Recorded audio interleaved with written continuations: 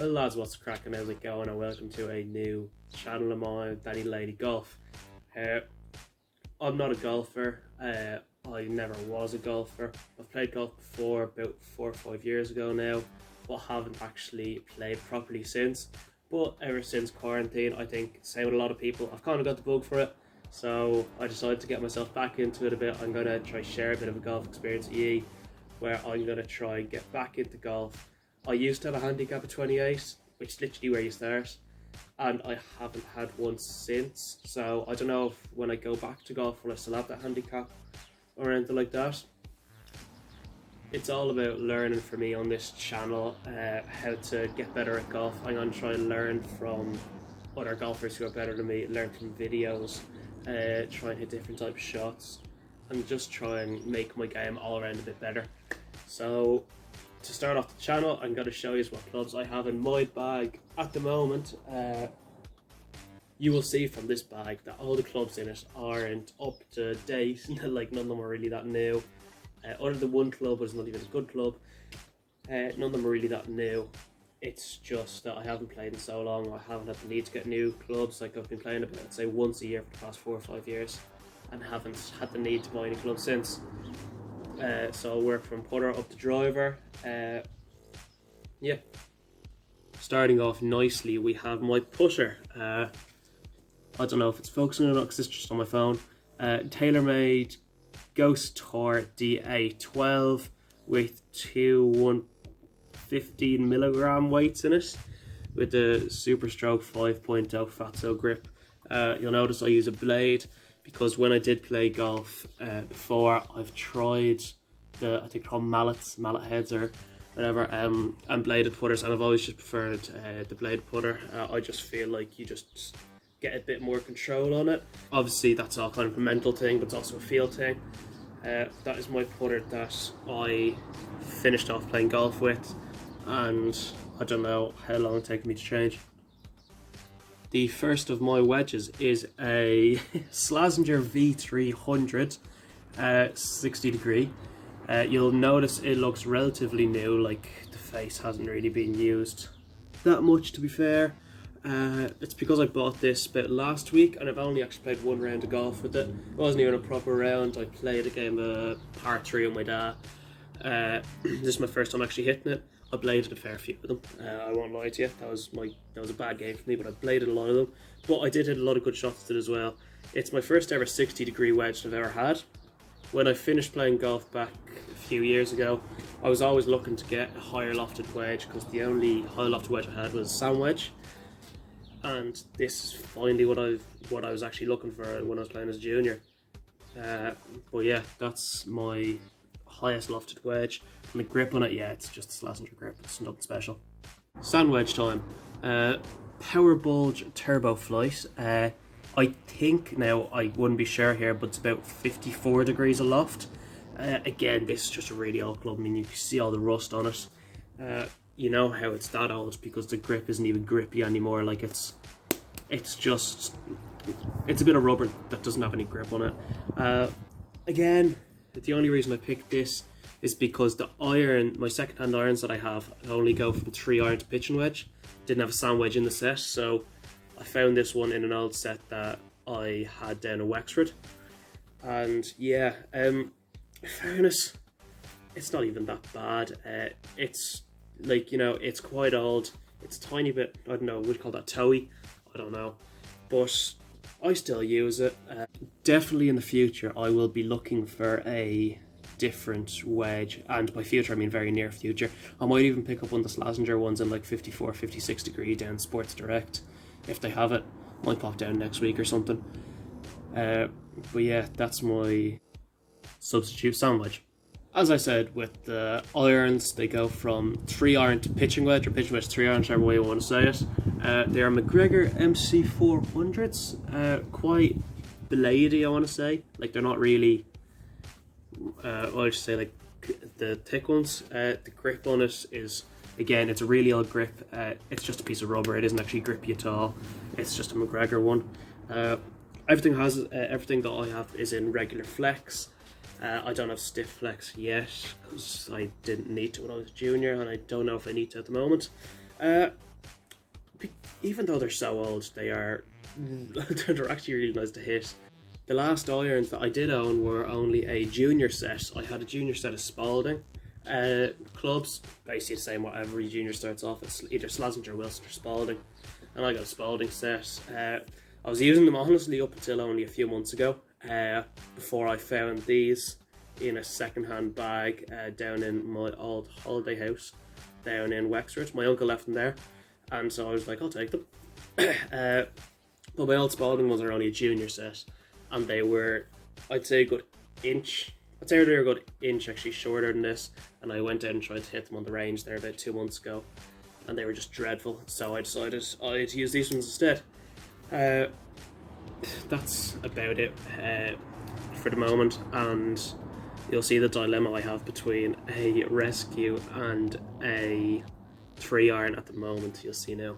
So the first of my woods is a Seve Ballesteros. Seve, I'm so sorry I butchered his name, I know he's one of the best golfers. 24 degrees of loft, regular flex, and my first actual grip. I got all these Golf Pride multi-compound grips when I was actually playing as a junior on all my woods, just because I preferred having these grips to like the standard grips that you get. It's 24 degrees aloft. When you actually hit it, it's like there's a really nice ping to it. I'm not gonna lie, there's a really nice ping to it. This is my dilemma. I don't know if this is gonna stay in the bag for that long, because I was hitting this 3-iron from McGregor MC400s on the range the other day, and they are both roughly the same loft, and I was able to hit this one further, but I got more control on this. I wouldn't say there was too much actual yardage like in between them. I'd say there was, if even, less than 10 yards between them, so I don't know which one I want to keep at the moment. I'm going to wait until I get onto an actual TrackMan and try and see which one I do prefer. But yeah, that's my dilemma at the moment. Now I know people usually go to say 4-iron or 5-iron, and then they go with the rescue, 5-wood, 3-wood, and then driver. But what I have is 2 rescues at the moment. One that might be gone, as I said. I have 2 rescues, and then a 3-wood and driver. So this is the second rescue I have. It's a 19 degree SLDR, a Taylormade. You can see one big sky mark on it there. I'm not going to try hide it anymore. How do I even show this? There's one up top there. Up top there. Again, Golf Pride multi-compound grip. Regular flex. Taylormade Fujikura. Butchered that. This is one of my first actual golf clubs, which I went out and bought myself for my birthday. Because I was in dire need of a rescue, and I actually have no regrets buying it. It's always felt really fun to hit. The sound as well when it comes off this, I just think it sounds so much better, because all the other golf clubs I have aren't really good brands like this. You know, obviously Taylormade's an unreal brand, so when it comes off this club face, just sounds so clean. Just sounds like a ping, you know. Yeah, that's a 90 degree rescue. Will have to stay in my bag for a while, because I just really enjoy hitting it. Onto the 3-wood. My worst club in the bag, I'm going to say. I don't hit a 3-wood very well, but I know I need that gap in between driver and rescue. One that'll get me quite a distance. So it's a Spalding. It's actually out of my dad's set of clubs, but I just take it on him when he's not playing, because he doesn't play at all. Spalding Cannon stainless steel, 15 degrees. Literally just Spalding shaft. I didn't even bother to get the grip changed on this one, because I just don't use it that much. But when I get into situations, I do sometimes need to use it. I don't mind using it. It's just, I've never had a big grow for the 3-woods or 5-woods or anything like that. They just, no, I don't know what it is. It's looking down on them. They just look, I don't know. Finally the big stick, the one that everyone loves. Taylormade Aeroburner, high loft. Yeah, just is a good driver. Well, it's a good driver for me because I don't really haven't reviewed any other ones or anything like that. Regular flex, it's literally just Taylormade Matrix Roll Z 50 regular flex. Again, the Golf Pride multi-compound grips. It's just got a beautiful white head now, and it makes the club head looks absolutely huge, which is absolutely unreal because you just feel so much more confident with that, and you can actually, like, how do I explain it? You just feel so much more confident on it because the club head looks bigger, and so you're like, I can't hit this in any bad place in the club.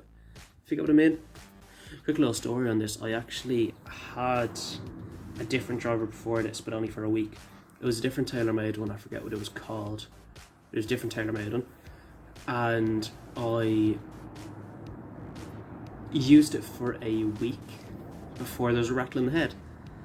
We went back to McGurk's Golf. Obviously, no shade on McGurk's Golf. They sell unreal clubs and clothes.